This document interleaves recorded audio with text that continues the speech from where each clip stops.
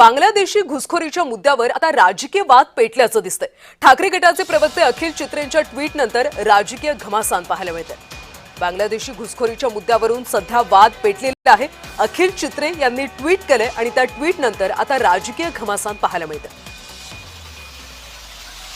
तर अखिल चित्रेंनी काय ट्विट केले सविस्तर पाहूया। मुंबईमध्ये बांगलादेशींचं वास्तव्य, जबाबदारी नेमकी कुणाची?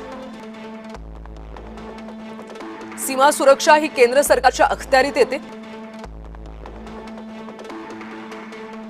सर्व सुरक्षा यंत्रणा सुद्धा केंद्र सरकारच्या नियंत्रणाखाली येतात। भाजप शासित राज्यांमधून बांगलादेशी प्रवास करून मुंबईत येतात।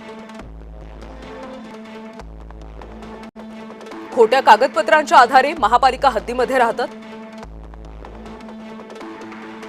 आधार, पॅन, मतदार ओळखपत्र मिळवतात, जे केंद्र आणि राज्याच्या अखत्यारीत येतं।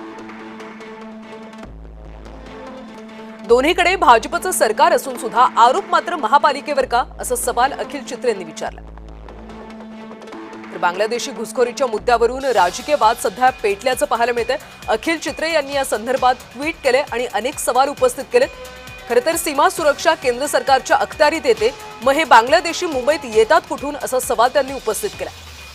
अखिल चित्रे यांच्या ट्विटनंतर सध्या राजकीय घमासान पाहायला मिळतं।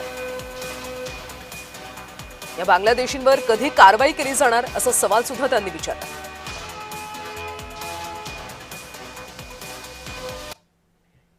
दरम्यान नव्या महापौर रितू तावडे बांगलादेशी विरोधात आता आक्रमक झाल्यात। पहिल्याच बैठकीमध्ये बांगलादेशींच्या विरोधात मोहिमेचा विषय झाला। माजी खासदार किरीट सोमय्या, नगरसेवक नील सोमय्या सुद्धा या बैठकीला हजर होते।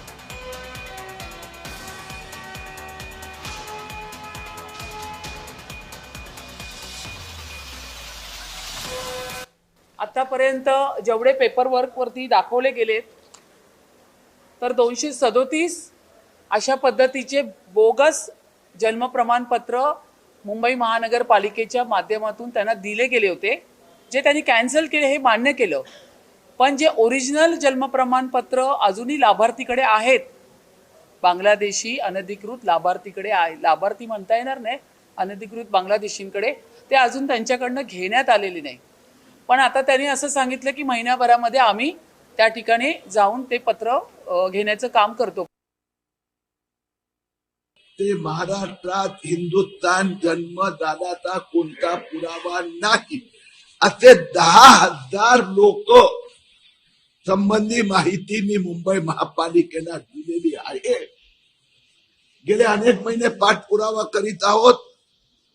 मुंबई महापालिकेचं माफिया राज संपण्याचा आज पहिला पुरावा आहे। कारण की हे जन्म प्रमाणपत्र घोटाळा हे बांगलादेशी माफिया आणि मुंब्रा गेम चालवत होती। तर नव्या महापौर रितू तावडे या सुद्धा आता बांगलादेशींविरोधात आक्रमक झाल्याचं पाहायला मिळतं।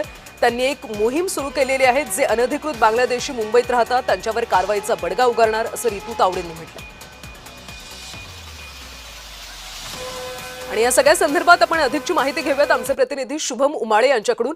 शुभम, खरं तर आता महापौर सुद्धा बांगलादेशींच्या विरोधात आक्रमक झालेत। अखिल चित्रेंनी सुद्धा ट्विट केले, त्यामुळे एक प्रकारचे राजकीय घमासान सध्या पाहायला मिळतं। सगळ्यांनी खरं तर ठाकरे गटाचे प्रवक्ते अखिल चित्रे यांनी केलेल्या ट्विट नंतर आता मुंबईतील बांगलादेशी घुसखोरांचा मुद्दा यांना पुन्हा एकदा जे आहे राजकीय वळण येणार आहे आणि पुन्हा एकदा पेटून उठलेला आहे।